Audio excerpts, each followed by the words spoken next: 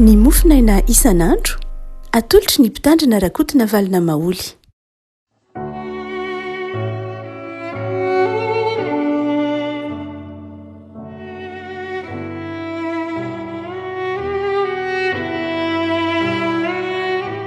Faramiramba antsika ry havako malala tratra ity zoma fahadimy volana jona ity. Ny mofinaina izay voalahatra antsika ry havako malala dia ny filasan-tsaramisana araka ny marika toko voalohany 120 ka hatramin'ny 120. Marika toko voalohany 120 ka hatramin'ny 120 vakitsika amin'ny anaran'i Jesoa. Ary nakanakapenao izy ireo ary noho ny tamin'ny sabata dia niditra tao amin'ny sinagoga niaraka tamin'izay Jesoa ka nampianatra. Dia talanjona ny olona tamin'ny fampianarana satria nampianatra azy tahaka izay manana fahefana izy fa tsy mba tahaka ny mpanoran-dalàna. Ary niaraka tamin'izay dia nisy olona teo amin'ny sinagogany izay azo ny fanahy maloto ary niantso mafy ralehilahy ka nanao hoe moa mifaninona akory izahay sy ianao ry Jesoa avy any Nazareta? Avy andringananay va ianao? Fantatro fa ilay mason'Andriamanitra ianao. Ary Jesoa niteny mafy azy ka nanao hoe mangina ianao ka mivoa aminy. Ary ny fanahy maloto nampifanitotsinitona ny tenan'ilay marary dia niantso tamin'ny feo mahery ka niara taminy. Ary gaga ny olona rehetra ka nifanontany hoe manao ahoana re izao zavatra izao? Fampianarana vaovao misy fahefana izao. Fa ny fanahy maloto aza notidiny ka dia nanaiky azy ary nilaza ny teneniny niaraka tamin'izay teny tontolo eny tamin'ny tany rehetra eran'ny Galily. Ray masonao, manomasinana amin'ny fahamarinana, miteninao ny fahamarinana. Amen.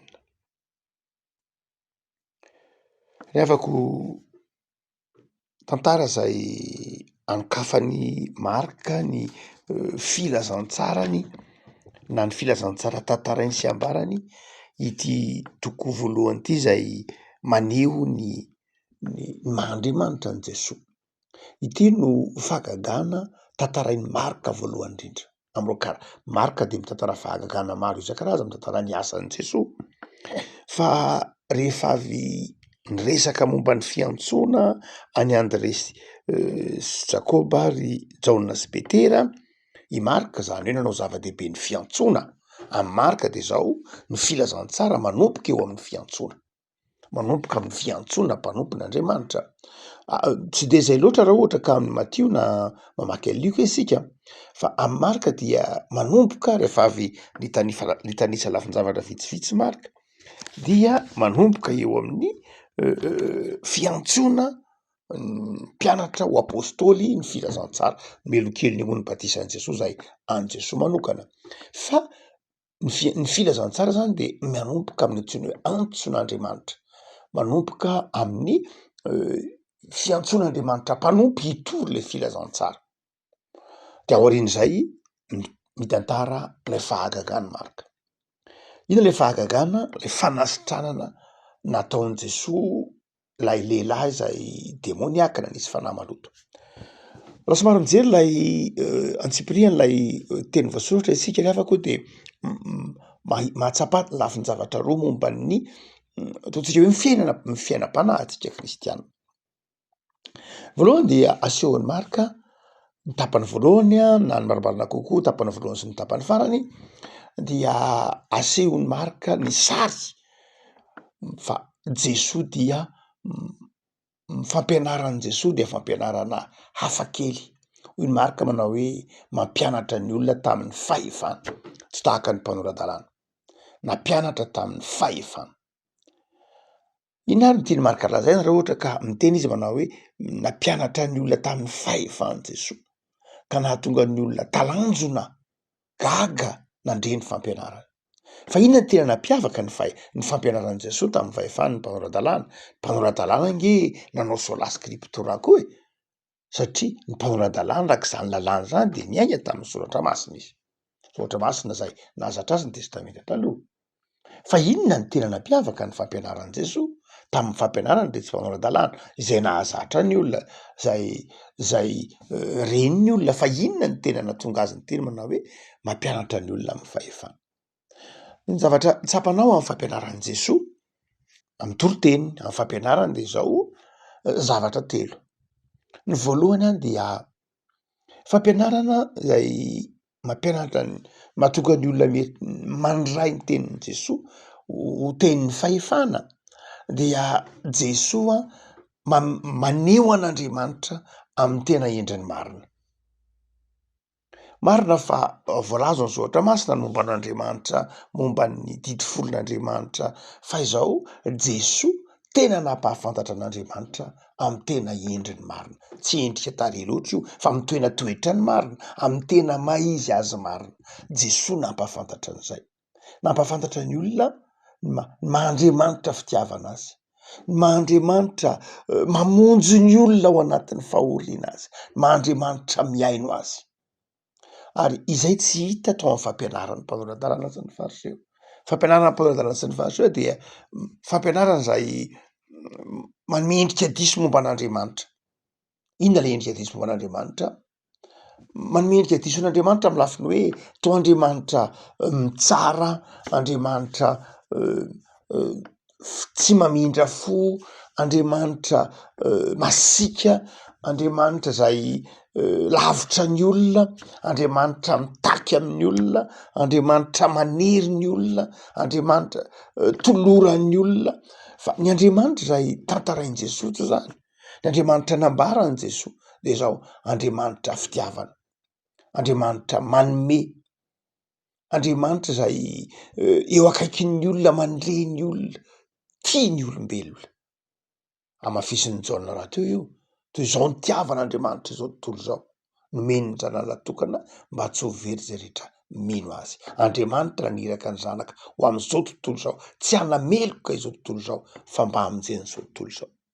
Jesoa nampianatra ny olona tamin'ny fahefana satria tena nampahafantatra an'Andriamanitra sy ny toetra an'Andriamanitra amin'ilay tena izy marina. Fa ny faharoa de izao, tsy hoe nampahafantatra Andriamanitra tamin'ilay tena izy ihany izy fa nampahafantatra ny olona koa amin'ilay tena maha-izy azy ny olona. Ny fariseho sy ny mpanao-dalàna de nanome toetra nampivavaka tsy tena izy, be tsara velatsy ho Jesoa.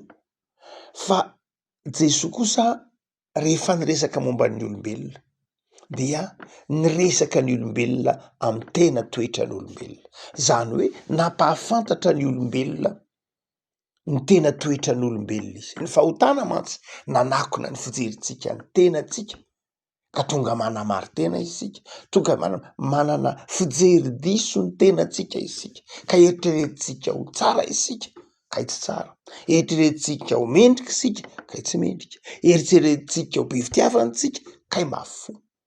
Ny fampianarana rehetra sy ny fanoarana nataon'i Jesoa de namaky batsilana izay toetra ny olombelona izay ka nanokatra varavarana mazava tsara Jesoa nahafantaran'ny olona ny tena ny marina. Ary io tsy zaka ny fariseho sy ny mpanao-dalàna rehefa vakian'i Jesoa batsilana ny hoe zao marina nge ny tena toetra ny olombelona, raha tsy fantatrareo fa mpanoty nareo tsy mandray ny famonjena, fa nareo tsy mandray ny famonjena satria nareo mieritreritra ny tenanareo fa mahavonjy tena. Ary zay nahatonga ny olona tia ny fampianaran'i Jesoa satria mahitsy ny fampianaran'i Jesoa, mafy ny fampianaran'i Jesoa, mitaky fahamasinan'i Jesoa, mitaky fahamarinan'i Jesoa, fa hitan'ny olona, tsapan'ny olona tao amin'izany fampianarana nentin'i Jesoa zany, zany fahazavan-tsaina nentin'i Jesoa zany ny tenany. Tsapany lay tena endriny marina, fa tsy karazana masika tahaka ny fanaovan'ny fariseho akory, fa tsapany teo am-piainona ny fampianaran'i Jesoa, fa tena zay marina izy. Ary rehefa hitany tao amin'ny fampianaran'i Jesoa ny tenany de niova izy. Haitsika tsara ny toro-tenin'i Jesoa, ny toro-tenin'ny Jaona mpanao batisa ao amin'ny Lioka toko 4 zay nanazavan'i Jaona, Lioka toko 7 nanazavan'i Jaona manao hoe ry be tsara velatsy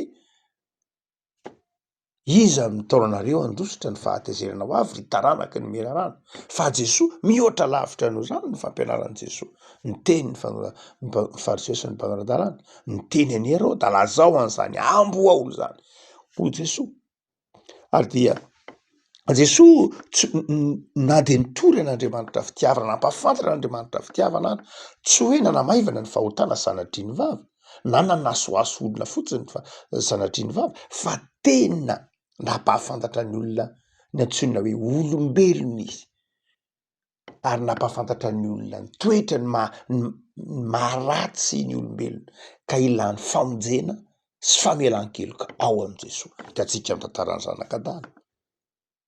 Otsika manao hoe nampianatra ny olona tamin'ny fahefany Jesoa satria tena nampahafantatra ny olona marina ny tena Andriamanitra, ny momba an'Andriamanitra izy tsy ny lokoloko nampahafantatra ny olona koa ny tena toetra ny olombelona izy ary fahatelo de zao nampahafantatra ny olona ny atao hoe tena fivavahana izy nampahafantatra ny olona ny tena fivavahana izy inona ny fivavahana inona ny zavatra andrasan'Andriamanitra amin'ny olona inona ny atao hoe fiainam-panahy nampahafantatra ny fampianarana marina Jesoa noho zany de Jesoa nitory tamin'ny fahefana satria marina ny fampianaran'i Jesoa nitory ny fahamarinan'Andriamanitra fahamarina ny tenin'Andriamanitra fahamarina ny asan'Andriamanitra Jesoa ary dia tsapan'ny olona izay fahefana zay afaka malala ny fahamarinana zay ambaran'ny Marika eto de fahamarinana zay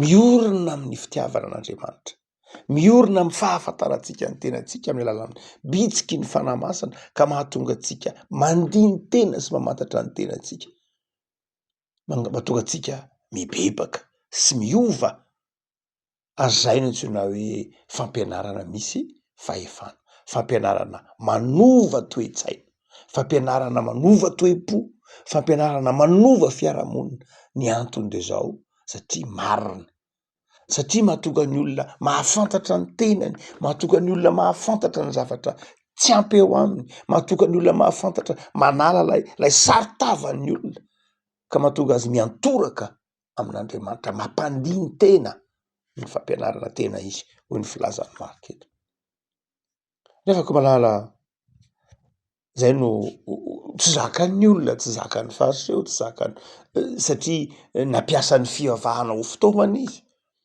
nampiasa ny fivavahana ho fitaovana nahafahana nanao herim-pamoretana ny vahoaka efa sahirana efa manitra efa tratra nitsindry azo leno ireo mpanorandalana sy fariseo reo nambomboatra ny fivavahana ho toy ny fitaovana izy ary na dia momba an'Andriamanitra ary de zao nodisony mihitsy ny momba an'Andriamanitra mazava ho azy moa zay raha tonga ny antony na tonga an' Jesoa tety ambonin'ny tany nampahafantatra antsika ny momba an'Andriamanitra ary zay teneniny amin'ny soratra masina manao hoe tsy misy mahitany ray afa-tsy ny zanaka noho zany ny zanaka ny manambarany ray ny fanambaran'ny ray ny zanaka na ny fanambaran'ny zanaka ny ray ny tena marina tena izy Jesoa nampahafantatra antsika ny tena momba an'Andriamanitra marina no entin'i Jesoa tety ambonin'ny tany ny fahafantarantsika n'Andriamanitra amin'ny tena tokony ho endriny marina fa ny faharoa zay tsapa amin'ity tantara ity dia Jesoa niditra tao amin'ny sinagoga niditra tao amin'ny sinagoga Jesoa ary niaraka tamin'izay io moa fampiasan'ny Marika ilay teny hoe niaraka tamin'izay kai etunina amin'ny teny grika tsy tapitapitra zay niaraka tamin'izay zany hoe Marika rehefa mitantara dia milaza Jesoa maika be milaza Jesoa tsy mitaretrehitra niaraka tamin'izay tsy tapitapitra zay ary vetivety kely teo zay ny dikany hoe kaetonina dia niaraka tamin'izay rehefa nampianatra tamin'ny fahefany Jesoa niaraka tamin'izay de iny tao amin'ny sinagoga no niseho ny tantara dia iny nisy olona tao amin'ny sinagoga azo fanahy maloto ary ny teny ao anatin'ny sinagoga io zany ao anatin'ny sinagoga de karazana toeram-pivavahana satria ny tempoly raha ihany tany Jerosalema fa nisy kosa toeram-pivavahana tany amin'ny faritra maro ohatra hoe tany Galily de nisy sinagoga de tao amin'ny sinagoga tao Galily io dia nisy lehilahy zay nampifanitositona azy ny fanahy maloto ary ny teny tamin'i Jesoa izy manao hoe fantatro fa ilay masin'Andriamanitra ianao Ary ny teny izy karana hoe tonga andringana anay va ianao. Riavako ao anatin'ny sinagoga noentin'ilay fanahy ratsy tao amin'ny sinagoga lay lehilahy. Aninona noentin'ilay lehilahy, noentin'ilay fanahy ratsy tao amin'ny sinagoga ilay lehilahy mba hiteny amin'i Jesoa, handraran'i Jesoa am'ilay fampianarana hoe manelingelina anay ianao, toa handripaka anay ianao, satria ianao mitory amin'ny fahefanany momba ny fahatsaran'Andriamanitra, mitory amin'ny fahefanany mahampanota ny olona ka mahatonga ny olona miandrandra famonjena amin'Andriamanitra, mitory ny tena fivavahana marina dia ny finoanan'Andriamanitra. Noho zany tonga handripaka anay va ianao? Zany hoe ny fampianarana no mandroaka. Hitantsika io mahatonga lay fanahy ratsy ny faniditsitona dia zao satria Jesoa nampianatra tamin'ny fahefana.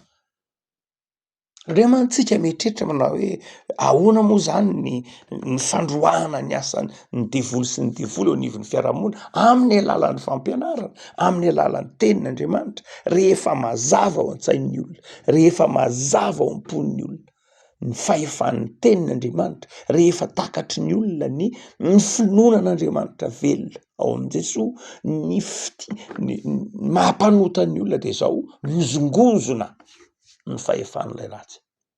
Ary miteny izy manao hoe tena mandripaka anay ianao. Mantsy Jesoa mandripaka azy, handringana azy, satria nahoana? Satria mahery lay fampianarana, mahery lay fahazavan-tsain'ny tenin'Andriamanitra omeny Jesoa. Ary io tsy zakan'ilay ratsy. Ny fampianarana marina, ny fampianarana tena izy dia mandroaka ny asany maizina sahady. Ny tenin'Andriamanitra, ny fampianarana ny marina sy salama dia zao mahatonga lay ratsy ripaka sy miala ao anatin'ny olona, mampifanitsitsitona ny olona, tsy ny olona moneto fa lay demoniaka. Tsy hoe lay fanahy ratsy ange tsy hoe nanakana an'ilay ratsy tonga tany amin'ny sinagoga. Le fanahy ratsy tsy hoe tsy namela an'le olona ho tonga tany amin'ny tonga tao amin'ny sinagoga ihany. Zany hoe alaivo saratsiana hoe ny fanahy ratsy tsy ny devoly tsy manakana ny olona tsy any am-piangonana tsy akory. Mety misy fotoana ihany tonga ao am-piangonana ny olona. Mety misy fotoana tonga amina fivoriana masina tahak'ireny ihany nilay ratsy. Fa izao ny tanjony dia zao mandrava lay fifandraisan'ny olona amin'Andriamanitra. Izy tsy ny devoly dia tsy voatery tsy manakana ny olona tsy hanatrika ny fivoriana masina na hanatrika ny fitaovavahana, mety afaka mitondra ataontsika hoe ny olona misy fanahy ratsy amina fivoriam-bavaka tahak'ireny ny devoly. Hitantsika amin'ny tantara hoe ao amin'ny sinagoga mihitsy, ao anaty fitaovavahana. Fa izao inona no ataony eo? Ny ataony eo tsy hitaonany olona hanatona an'Andriamanitra, ny ataony eo tsy hitaonany olona hiaino ny tenin'Andriamanitra, ny ataony eo tsy hitaonany olona hivavaka, fa ny ataony eo hampisaraka ny olona amin'Andriamanitra, ny ataony eo hampifanitsotsitona lay olona, handrava lay fiadanam-pon'ny olona, hampisaraka ny olona amin'ny tenany, hampisaraka ny olona amin'Andriamanitra. Zay no ataony eo. Saingy zao sofa eo Jesoa ao anatin'ny fitaovam-pivavahana izay atrehantsika mianakavy eo Jesoa. Ary rehefa eo Jesoa miteny amin'ny fahefana izy ka manjary takatritsika ny sitrapon'Andriamanitra, miala ny fanahy ratsy, azo ny fahazavan-tsaina, dia manjary tonga fifaliana ny fitaovam-pivavahana. Tsapatsika amin'ny fitaovam-pivavahana atrehantsika ny herin'ny tenin'Andriamanitra dia mitondra fifaliana ary mitondra fankatoavana an'Andriamanitra, mahatonga antsika manome voninahitra an'Andriamanitra hoe endrezany hatsarana ao Andriamanitra.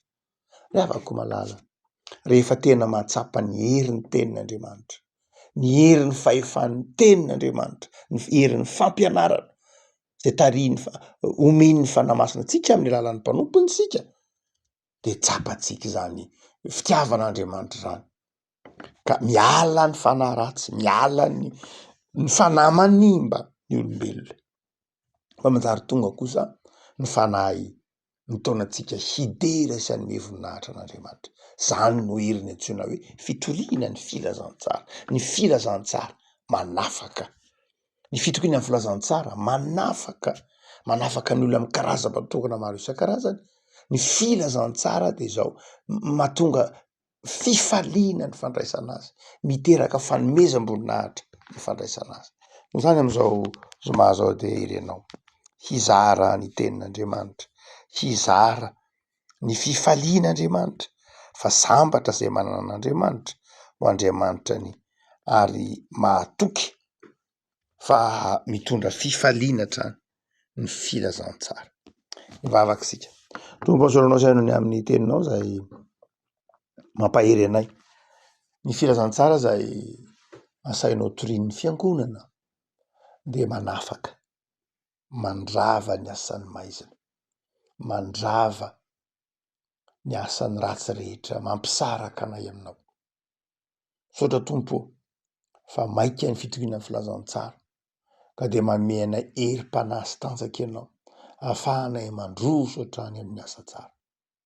Mivavaka izay Tompo, ampahirizo mba handray ny fampianarana marinao aminao Andriamanitra amin'ny asan'ny fanahinao masina, ka ho vavolombelon'ny fahatsaran'i Kristy n'aiza n'aiza misy anay.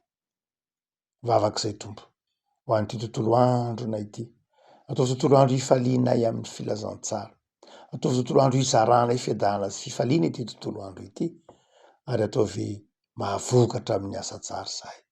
Mangataka famelan-keloka aminao izahay, raha toa ka marefo tsy mahajoro vavolombelona, mamelana heloka raha toa ka tsy mahajoro amin'ny fitiavana namana sy amin'ny fitiavana anao. Fampahere izay Tompo, tafihery, tafifahamasinana ho tsapanay fa tianay ianao. Jereo ireo marary Jesosy, sitrahany. Ireo manana olana Tompo ampaherezo, ireo manana fahasahiranana aoka eo akaikin'izy ireny ianao, sitrihanao Andriamanitra fitiavana. Dia mametraka ny fiainana eo am-pelantananao izay ry Tompo tsara, amin'ny anaranao Jesosy. Amen.